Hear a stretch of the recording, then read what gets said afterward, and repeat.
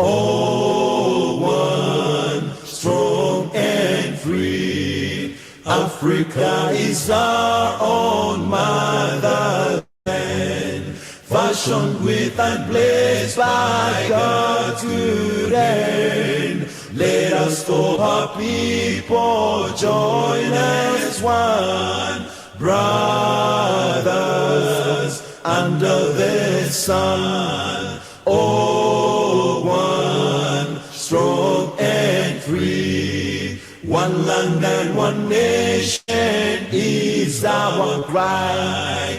Dignity and peace needs on the sky. Like a noble eagle in its flight, Zambia, praise to thee. Oh, one, strong and free. Praise be to God. Praise we, bless our great nation.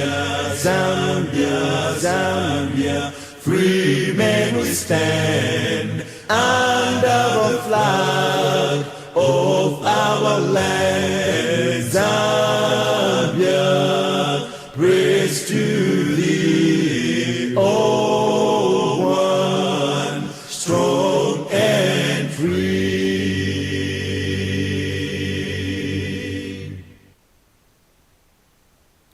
Thank you. You may be seated.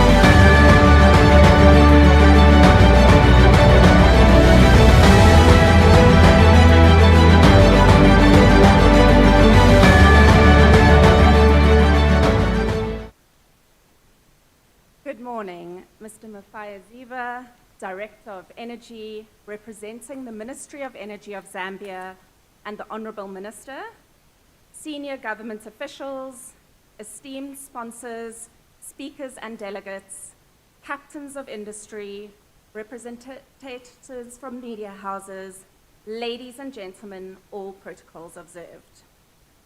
On behalf of VUCA Group, the organising team, it is my great pleasure to welcome you to the inaugural CNI Energy and Storage Summit Zambia. Today marks the beginning of an important new platform dedicated to unlocking opportunities in the commercial and industrial energy solutions, storage, and the future of power in Zambia and the wider region. The launch of this event reflects a growing reality. Businesses and industries across Zambia are increasingly looking for diversified, sustainable, and cost-effective energy solutions. From solar and storage to digital energy management and efficient technologies, the CNI sector is at the forefront of innovation and resilience. Over the next 2 days, you will hear from leading experts, policymakers, innovators, and project developers who are shaping the sector. You will also have the chance to connect with partners, exchange ideas, and discover practical solutions to the challenges we all face and the opportunities before us. We are especially proud that Zambia, with its unique energy landscape and strong spirit of collaboration, is hosting this very first Zambian summit. It is our hope that the conversations and connections you make here will not only benefit your business, but also contribute to a stronger, more sustainable energy future for the country and the region. I would like to extend my gratitude to our sponsors, local partner Butella Investment Holdings, advisory board members, speakers, and to all of you for being part of this milestone event. Without your support and your vision, this gathering would not be possible. Let us use this opportunity to learn, share, and inspire one another. With that, I officially declare the CNI Energy and Storage Summit Zambia open. Thank you and enjoy the summit. I will now be handing over to my colleague Errol Bryce, the Commercial Director for VUCA Group and our MC. Thank you.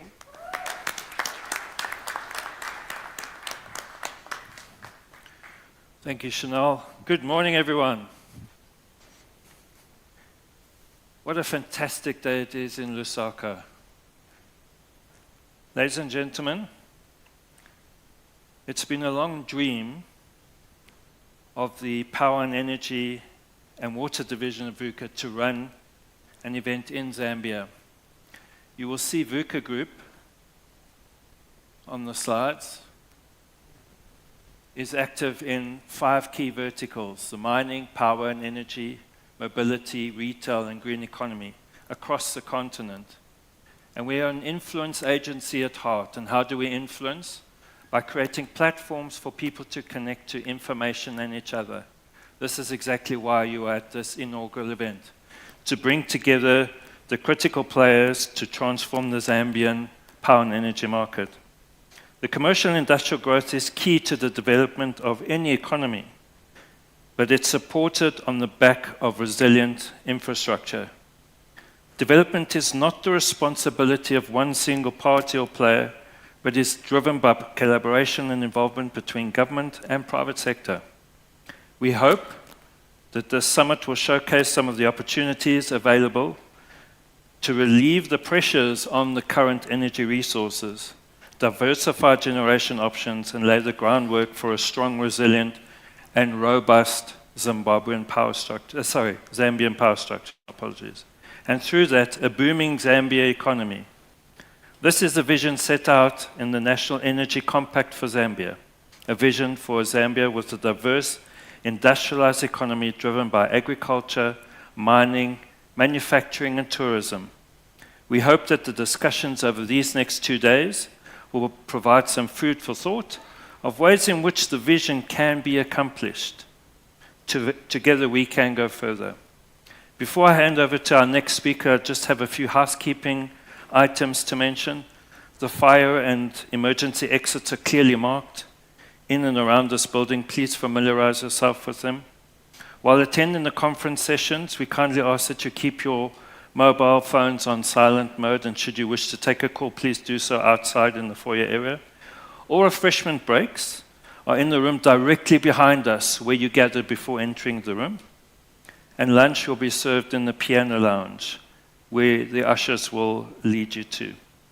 Due to the unexpected cabinet meeting this morning, the Honourable Minister of Energy is unable to be with us in person, but we are honoured to welcome on his behalf Mr. Mafeo Ziba, Director of Energy from the Ministry of Energy. Please put your hands together as he delivers the ministerial address.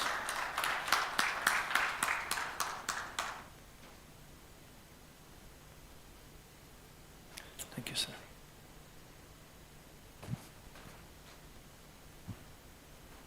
Thank you very much, Bryce, Errol, for those introductions. Good morning to everyone. Good morning. Good morning. I thought I was the only one in this room. It's good they put on the lights now. Thank you very much for the opportunity to deliver this keynote address on behalf of the Honorable Minister of Energy, Honorable Makozo Chikote, who could not be with us this morning due to other commitments. So let me begin by acknowledging all senior government officials present in this room.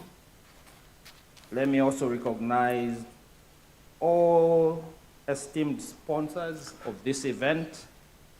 Thank you for making this happen. I also wish to recognize speakers and delegates to this event. Thank you for your attendance and participation in this meeting. Captains of industry, just to also appreciate you for continuing to navigate around the many challenges that the energy sector faces today in Zambia. Media houses, we acknowledge you as well. Thank you for your continued coverage and professional coverage of issues around the energy sector in Zambia. May I simply say, all protocols observed. It is indeed a great honor to welcome you all to this inaugural Commercial and Industrial Energy and Storage Summit, Zambia 2025. Your presence today underscores the shared commitment we have to shaping a sustainable, resilient, and inclusive energy future for Zambia and the region.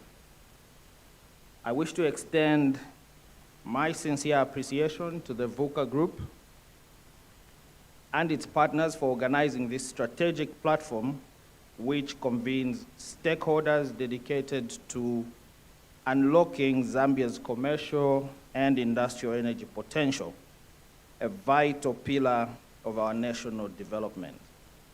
This summit comes at a pivotal moment when Zambia, like many African countries, are faced with energy challenges that threaten government's vision to attain universal access to electricity, diversify the energy mix, and they also threaten our desire as government to leverage on clean energy technologies for industrial transformation. As you may all be aware, government is pursuing an aggressive diversification, economic diversification and industrialization agenda driven by strong growth in agriculture, mining, manufacturing, and tourism sectors. As an example, you may wish to note that it is expected that demand will grow rapidly for energy over the next few years. This will be driven by growth in the mining sector. I think we are all aware about the growth from the current 800,000 tons to 3 million tons of copper. In the agriculture sector, we expect exponential growth as well. In terms of maize production, from current 3 million tons per annum to 10 million tons per annum by 2030. In the same vein, the population also is expected to grow, projected to grow up to 26 million by 2030. So what does this mean in terms of energy? What we're saying it means is that this will now increase energy demand by about 121% by 2030. Therefore, this growth in demand will require a 165% increase in current generation capacity from the current 3.7 gigawatts to about 10 gigawatts by 2030, out of which renewable energy such as solar and wind will contribute 33%. This implies that as a country, we need a total investment in Zambia's power sector of about $11 billion by 2030. And it is envisaged that $9 billion will be mobilized from private sources, and this is something government has also acknowledged under the M300 initiative of the World Bank. To make this happen, the government is creating an enabling environment in order to attract private sector participation. To this effect, government has introduced key reforms, such as the open access framework, the multi-year tariff framework, net metering, and the energy single licensing system. All these, I believe, are topics that will be discussed in this summit in depth over the next 2 days. Therefore, the CNI Summit is a critical platform to address the unique challenges that the energy sector continues to face, but also a platform that will provide solutions to secure Zambia's energy future. Distinguished guests, ladies and gentlemen, within government's agenda, the C&I sector is viewed as a catalyst for achieving our national targets. And as such, government has made the following priorities. Number one, modernizing the grid and promoting embedded solutions, investments in the grid, in grid resilience, battery storage, and hybrid systems are central to supporting C&I customers, particularly in economic zones and production centers. Number two, enhancing private sector investment. As government, we recognize that private sector-driven projects, whether in self-generation, mini hydro, or behind-the-meter storage, are essential. Our government is committed to ensuring transparent procurement frameworks and investment-friendly regulation. Number three, the government is also given priority to regional power trading and exports. And with this, Zambia's central location and expanding interconnectors. With Zambia's central location and expanding interconnectors, we envision the C&I sector as a driver of exports, benefiting from cross-border power trading and competitive pricing. Distinguished participants, this summit is a timely opportunity to highlight the vast potential for investment in Zambia's energy transition, spanning renewables, embedded storage, energy efficiency, and clean industrial processes. Therefore, we invite credible investors, technology partners, and financiers to align with the government of Zambia and the private sector to accelerate innovation and scale up commercially viable solutions. As I conclude my remarks, I wish to state that the time to invest in Zambia's energy future is now. As government, we remain open and transparent.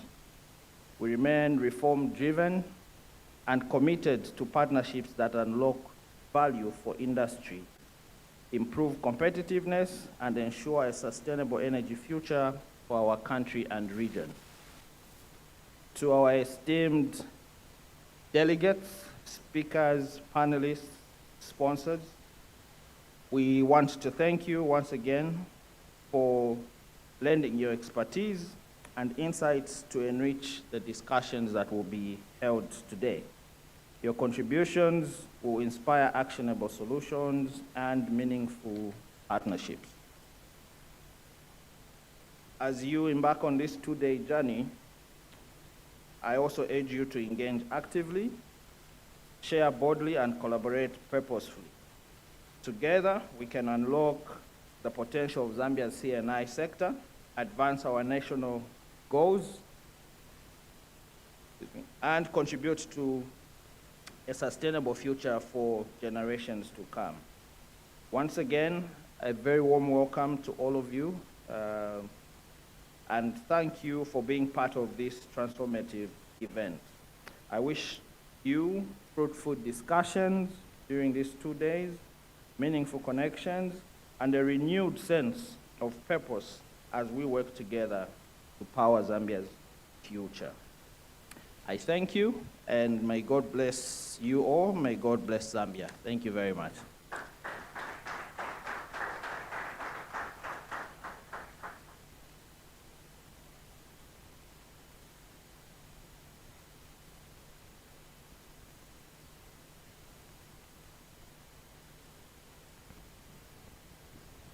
For those ministerial address and the warm welcome. I'd now like to call to the podium Mr. Palanga Ngoma, Senior Energy Officer of the Ministry of Energy, who will discuss and unpack the M300 Energy Compact. Please, round of applause in welcoming Mr. Ngoma to the stage.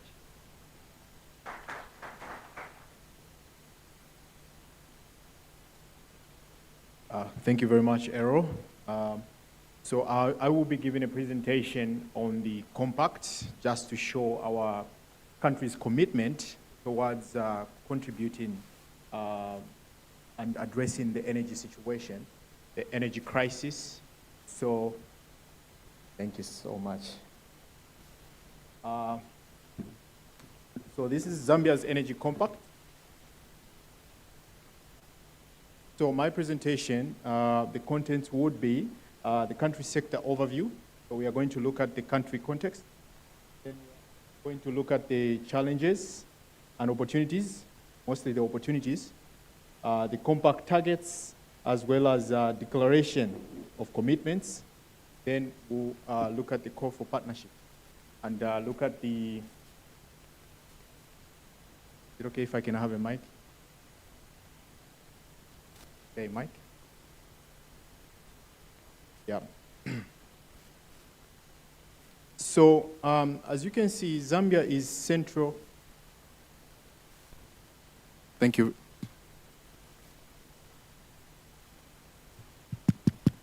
Thank you very much. Thank you very much. I like to maneuver.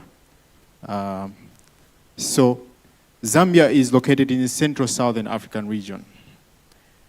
Zambia's location is not rather unfortunate to say. To say Zambia is landlocked, I think is rather we are not providing context to what the opportunities are. So we say Zambia is land-linked. We are centrally located, and our location is very strategic because we can have interconnectors in all directions on the African continent.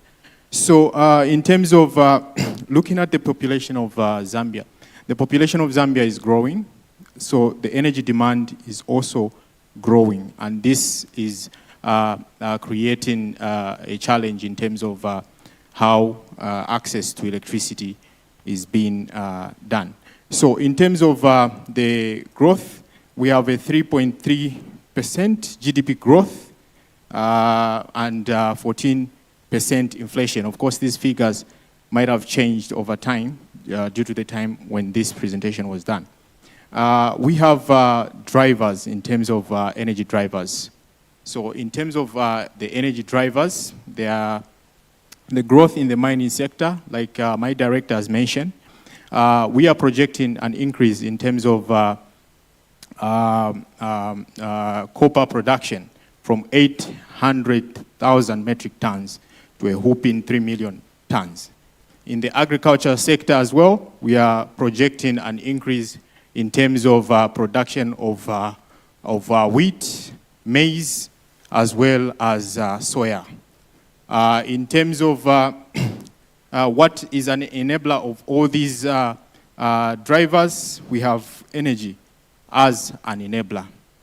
This actually shows us to say there's nothing we can do without energy. At the C&I conference, bringing together industrial players like yourselves who are key, I think to drive that growth, industrial growth, we need the energy, and we need it now. And most importantly, we need baseload. Now, here is the catch. So Zambia, I'll dwell more on this slide because it's very key. So Zambia has made quite a number of commitments, and some of them are starting to bear fruits. For example, we are saying by the end of this year, we are going to have 1,000 megawatts of solar on our grid. So now, when you look at that, you see that we would have already covered for that uptake in terms of how much renewable energy the grid can take. So we are looking at all the energy sources. We are not restricting ourselves to only solar, no. We are looking at wind, geothermal, as well as perhaps clean coal.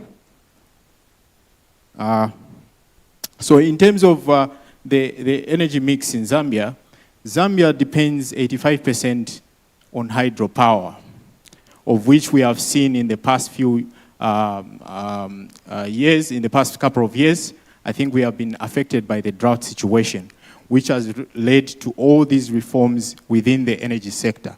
Our energy access is fairly low, standing at 52% for the national, and then we have 80% in the urban population. Of course, in the rural, in relation to the national, we have 33.8%. Our growth in terms of demand growth, like the director has mentioned, I think we are going to have a demand growth of up to 120%. So under the Energy Compact that was developed and commitments that were signed early this year in Tanzania, so the Energy Compact borders across 5 pillars. So pillar 1 is generation and infrastructure expansion.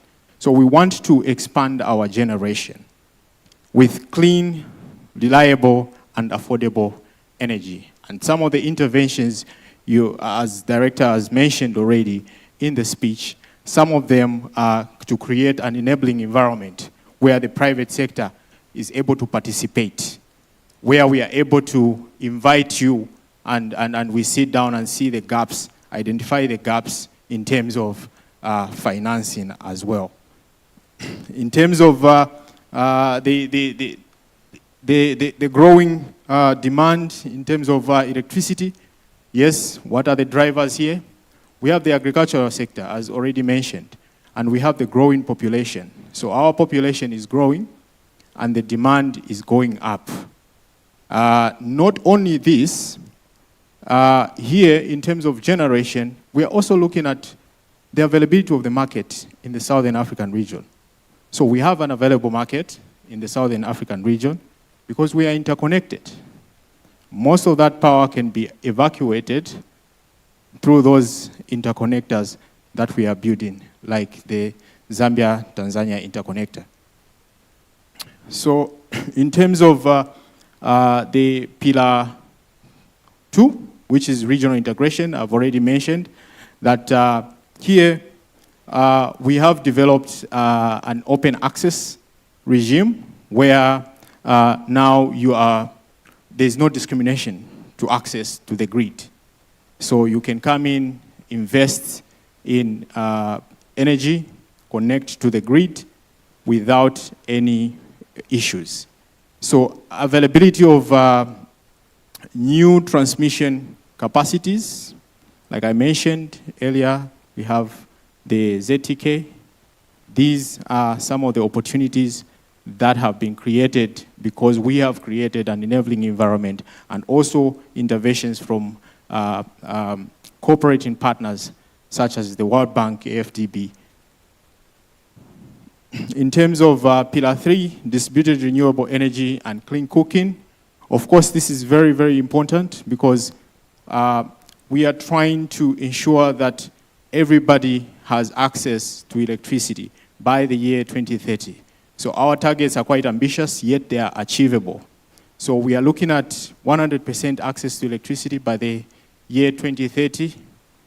That is ambitious, but we can get ourselves somewhere.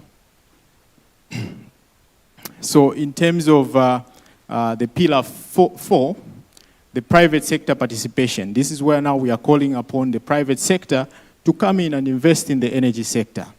The opportunities are there. The enabling environment we have created for you so that you come in and you have participation in the sector. This has been seen today. We have, during the first quarter of 2025 alone, we have signed 7,000 megawatts in PPAs.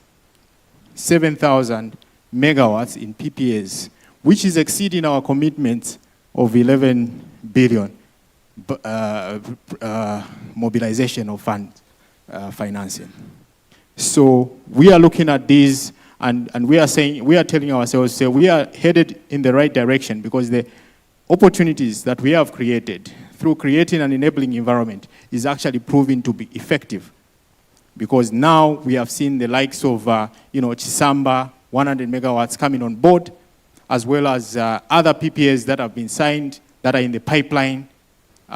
So we are actually headed in the right direction, but we are also calling on you so that you come and fill in the gap where we think that we need the much needed investment. So in terms of the last pillar, that is financial sustainability. Of course, we are trying to create an enabling environment, yes, but also trying to ensure that the tariffs are predictable. So we want the tariffs to be predictable. I think in the next slide, you will see some of the reforms that we have done so that these tariffs are predictable. And one thing I wish to commend the current regime is that there is political commitment and political will to actually drive the energy agenda forward by supporting, these reforms that we are actually coming up with. So in terms of some of the reforms that have been achieved, so we have the open access that is a reform that has been achieved and it's been put into effect, where we are saying, we are not discriminating. We have opened up the market. So these reforms are the ones that have actually enabled those investments to come on board, the much needed investment. In terms of the one-stop shop, which is the energy single licensing system, yes, these systems need to be improved. However, these have been launched. So this is just to streamline the licensing process and permitting process and reduce the regulatory risk for potential IPPs. So this one, you can look up the ERB website. You will find a report, the current annual report, ERB annual report, that actually indicates that we have made quite a stride in terms of signing off some of these licenses. I think if you look at the report, it will give you figures in terms of how many licenses, how many construction permits that we have issued because of some of these interventions. So in terms of also the multi-year tariff framework, we are providing that predictability. People are able to know now and determine and also understand when, how to invest in the energy sector, because they're able to predict now the tariffs are more cost effective. They are moving towards cost effectivity. So in terms of net metering, so here what we are saying is that you see we are trying to move residents away from the grid in terms of so that we can use some of that power to power up the industries. So channeling that some of that power to power the industries, we are saying net metering is the way to go. Encouraging individuals like you and myself to invest in solar power systems or renewable energy systems that enable us to connect and feed back that excess power back into the grid. So we have the mini grid framework where we are saying we have reduced now the threshold, which will help increase access to affordable and reliable energy in rural areas. So here we are trying to ensure that we have more mini-grids coming on board, and also trying to address the issue of access. So in terms of the compact targets, so the compact target is to increase access to electricity. That is number one. So increasing access to electricity by moving from the current 1.4 million to about 3.2 million by 2030. So that includes both, the 3.2 million includes both off and on-grid.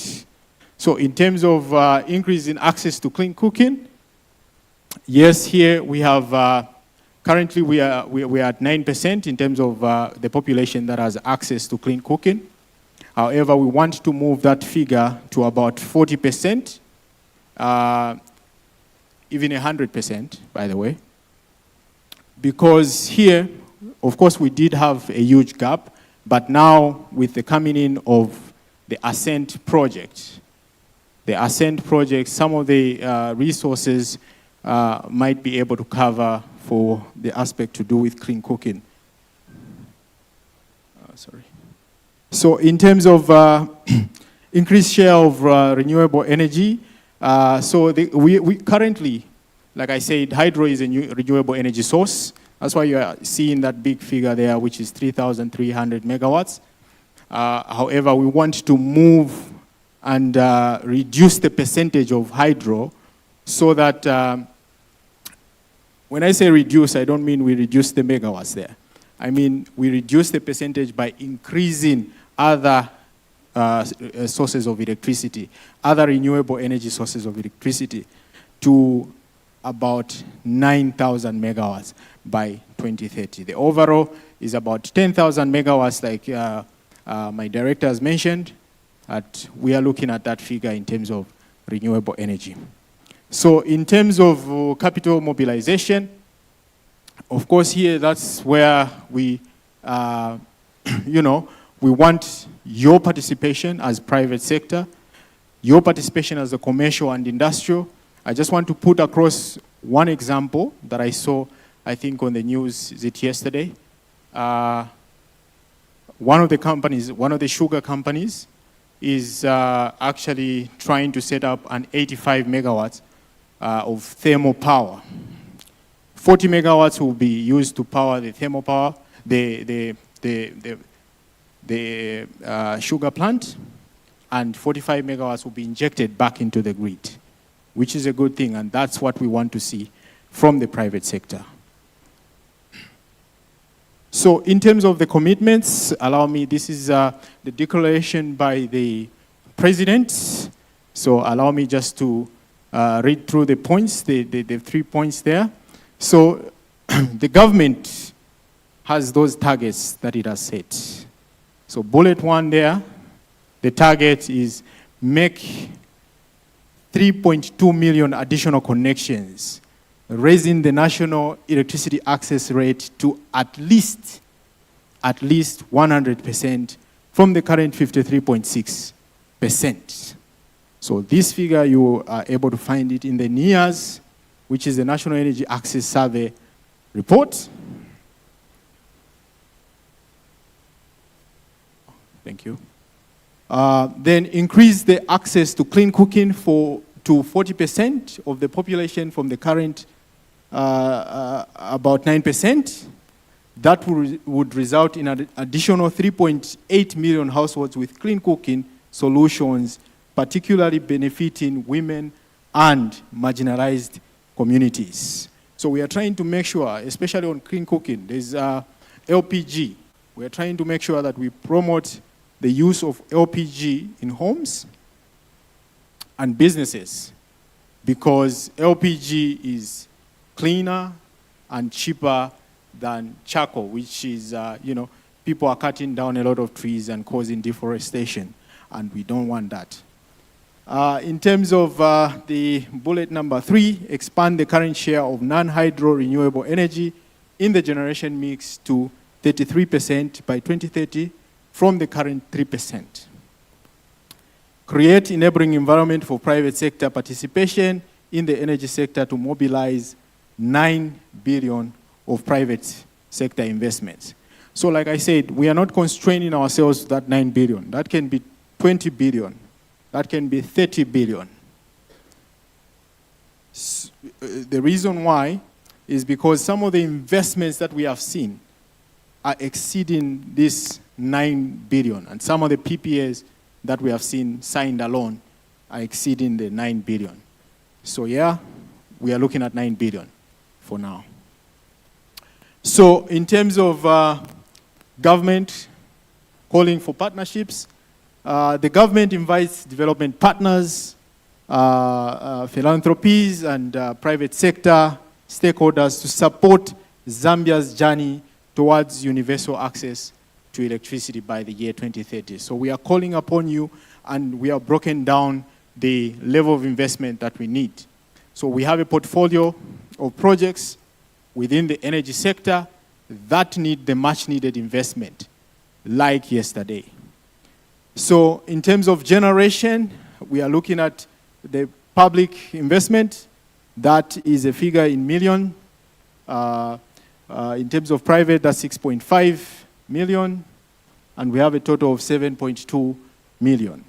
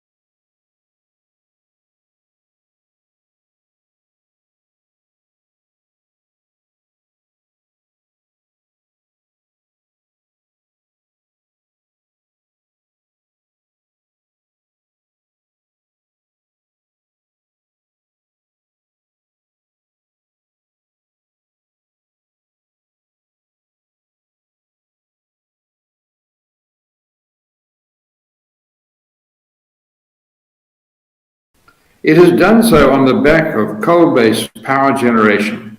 It now produces and consumes double the electricity of the United States at tariffs that are 1/3 of Europe and a half of that of the USA. This energy revolution is the main reason why the GDP of China has doubled 130 times in 50 years, while most of Africa has remained stagnant, and that includes Zambia and Zimbabwe, which in GDP per capita terms have remained static. What we need to recognize, in addition to this historical analysis, is that electrical energy is now the key component in what we are calling the new economy.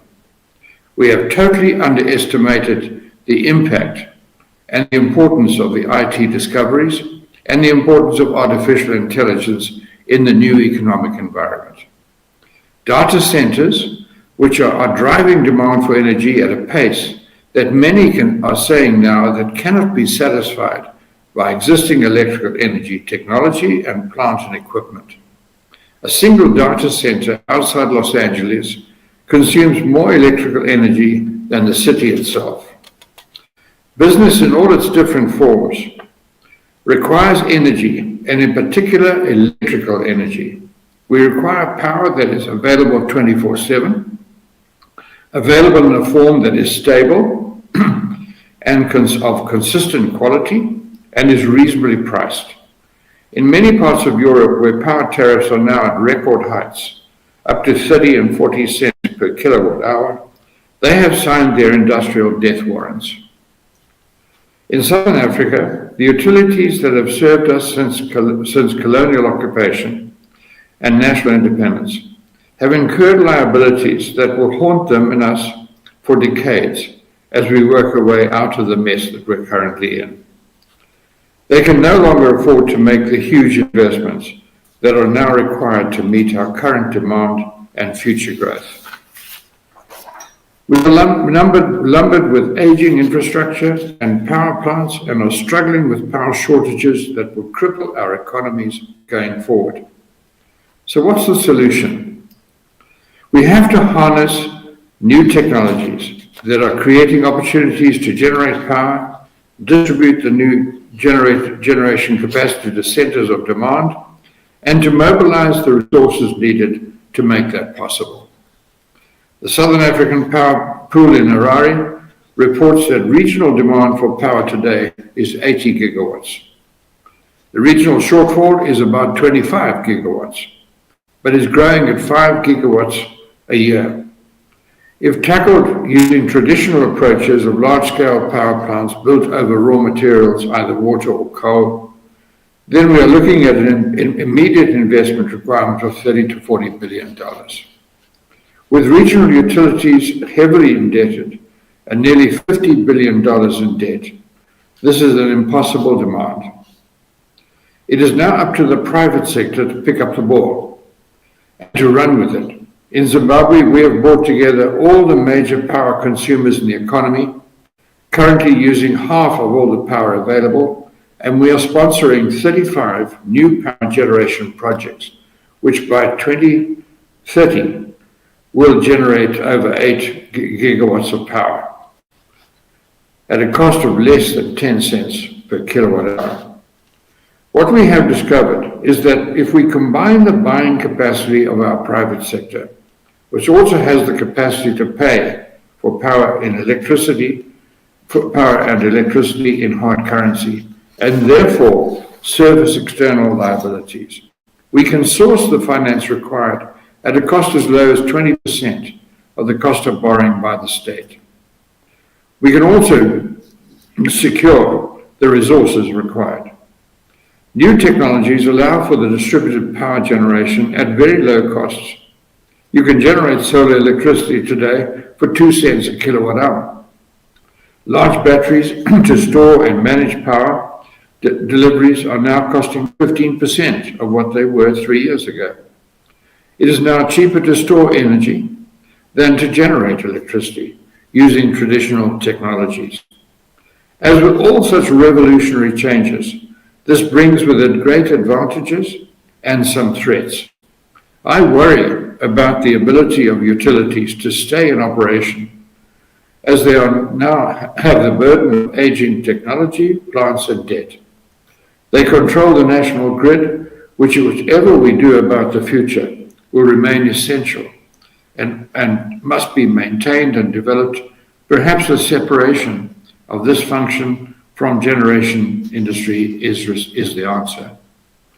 Whatever path we choose, the development of our economies, creating the capacity to support our people, and in all the different ways required, will take electricity. And the main task of our governments is to make it possible by facilitating the participation and operation of the private sector. And I think that therein lies the future. And certainly I hope that here in Zimbabwe, that is exactly what we are doing. God bless, and I hope you have an outstanding conference.